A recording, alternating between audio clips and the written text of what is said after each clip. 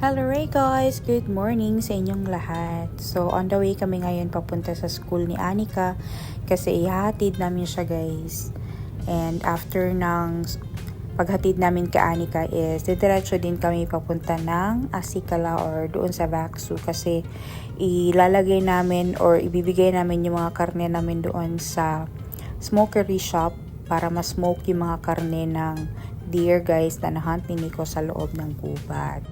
Winter na nga talaga dito sa amin guys, and sobrang kapal ng yellow sa labas and napaka-foggy talaga ng daan.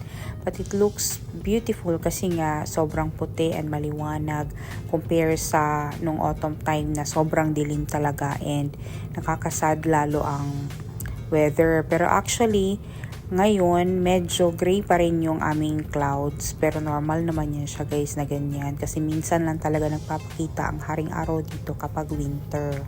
Kaya kapag summer, talagang sinusulit talaga namin ang araw. And palagi talaga kaming nasa labas para ma-experience talaga yung maiksing summer namin guys. Kasi napaka-ikse, as in mga isang buwan lang or ilang linggo lang yan guys. Tapos malamig na ulit.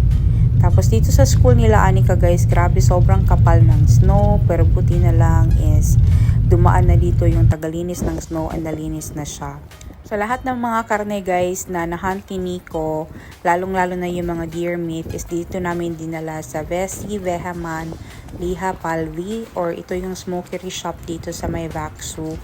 Medyo malayo-layo din to siya konti sa amin, around 45 minutes drive. Pero talagang sasadyain siya guys. Pwede naman kami ang mag-smoke but it will take a lot of time and wala kaming panahon. So magbabayad na lang kami sa smokery shop para i-smoke yung mga karne. Dito sa smokery shop guys, pwede ka rin makabili dito ng mga karne na products din nila. And merong ibang klase guys. So ito na yung reindeer meat guys na nahunt ni Nico.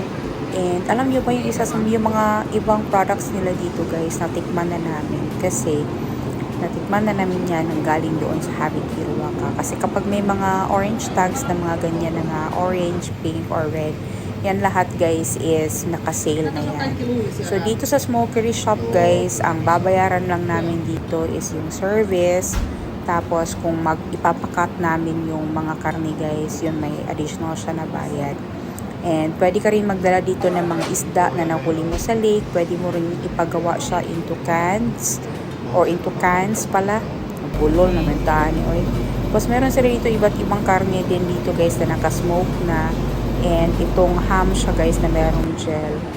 Iba't ibang klase yung mga karne na meron sila. And ito is na-process na siya guys. And binibenta din nila dito pero medyo mahal siya guys as in yung konting portion ng karne ng kabayo sobrang mahal. Ayan o, 690 yan, ganyan kaliit. Tapos samantalang yung mga kabayo ng karne or karne ng kabayo na nakuha namin was libre lang, pinasmoke namin dito. Ganyan kaliit guys, 690 yan. Sobrang liit. Yung karne ng kabayo kasi is another kind of special meat din siya yan dito sa Finland guys, kaya siya mahal. Dito tayo sa Vaxu guys. Ito yung famous canal or kanava or channel dito sa Finland. Pero ngayon, since frozen, hindi na siya dinadaanan ng mga boat. Kasi nga, closed din yung channel ngayon. Pero isa ito sa mga famous na channel dito sa Finland.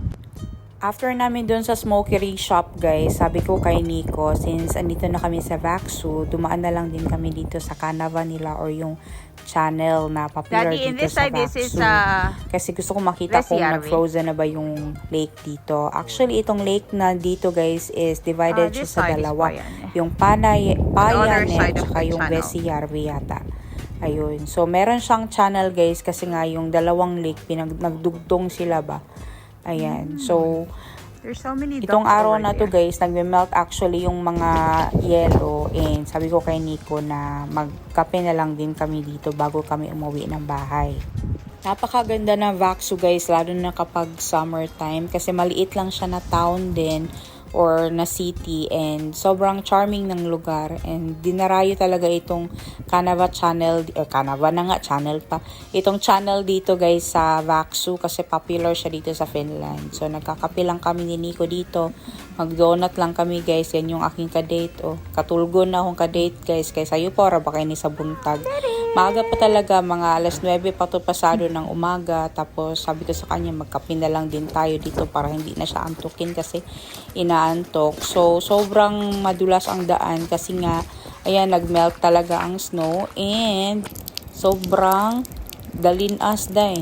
Feeling mo lang ano siya, yung ice siya pero or yung wala siyang tubig pero meron siyang ice tapos tubig. Ayun, para kang mag-ice skating dyan. Sobra talaga siya slippery, kaya careful lang kami na maglakad dyan guys. Pero sobrang nakakatumba na kahit na nagme-melt ang snow, ayan, maganda pa rin ang itsura ng palibot, and yung kanilang coffee shop dito guys is napaka-charming din. Gustong-gusto talaga namin ni Nico yung mga nagpupunta ng mga coffee shop, magkape lang guys, or kumain ng something sweets or buns nila. Ayun, happy na kami. Yun na rin yung parang date namin, and plus itong magandang view na nakikita namin.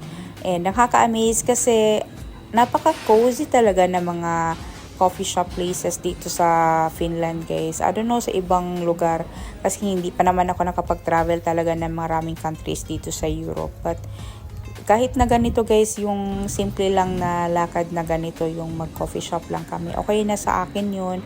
Okay na kami doon, kahit nga sa gubat lang kami. Parang yun na rin yung parang date talaga namin ni Nico. Alam niyo ba, walang katao-tao dito guys. Kami lang dalawa ni Nico ang customer. So parang naka-private kami ditong dalawa guys na nagkakape. And napakaganda talaga ng view ng lake guys. Alam mo yung napaka-peaceful lang niyang tingnan and napaka-calm. Parang mga Finns din guys, yung mga tao dito, sobrang kalmado lang din sila. And though, meron din naman silang mga ugali na parang stricto guys. Pero most of the time, kalmado naman. Ayan, so kung ano-ano na lang mga pinagkukunan ko ng video dito guys. Kasi kahit sa maliliit na bagay talaga guys, natutuwa ako.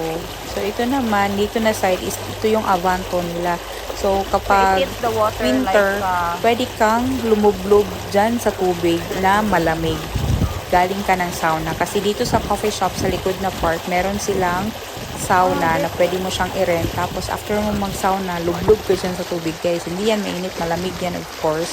And kapag na-frozen talaga yung buong lake, magiging talaga siya, ice talaga siya. So tinalo talaga yung ice bucket challenge noon. Kasi dito sa Finland, naglulublob talaga yan sila sa tubig guys. Never ko pa na-try ang Avanto, but maybe next time tatry ko yan. Yung mga karne pala guys na pinasmoke namin doon sa Vaxu is hindi pa namin yung binayaran. Babayaran na yun siya guys kapag kinuha na or kapag na-smoke na yung mga karne. So sila na ang bahala doon guys. Meron na silang sariling timpla doon na gagamitin nila para doon sa mga karne, and yung iba is pinasausage din namin. Pagdating nga ng gabi guys, sabi ni Nico mag-sauna daw kami kasi nga mura nga yung kuryente, kaya nag-sauna kami guys. And ito, naglolo na si Nico guys, yung magtatapon ka ng tubig, ang tawag niyan is lolo. Yan. So nag-enjoy lang si Nico dyan guys. Actually kami lang dalawa ni Nico ang nag-sauna kasi si Anika hindi siya mahilig